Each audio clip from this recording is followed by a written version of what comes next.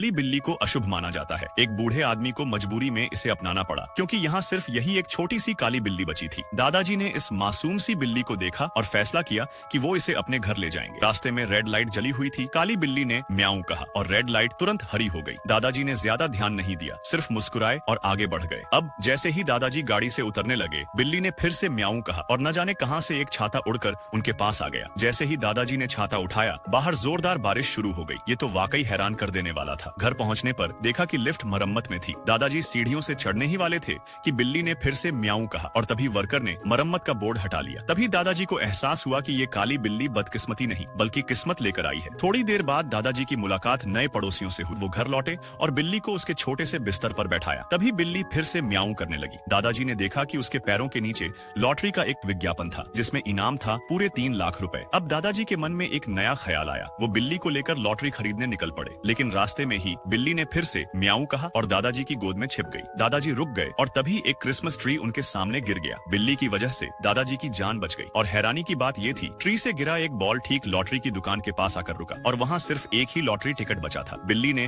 उस टिकट की तरफ देखकर फिर म्याऊं किया। दादाजी समझ गए यही है वो 3 लाख वाला टिकट। लेकिन तभी नए पड़ोसी वहाँ आ गए। दादाजी ने देखा कि पड़ोसन गर्भवती है। उन्होंने सोचा शायद इन्हें इस पैसे की मुझसे ज्यादा जरूरत है और उन्होंने एक बड़ा फैसला ले लिया। और अब ये काली बिल्ली स्क्रीन के इस पार बैठे आपको देख रही है और म्याऊं कर रही है।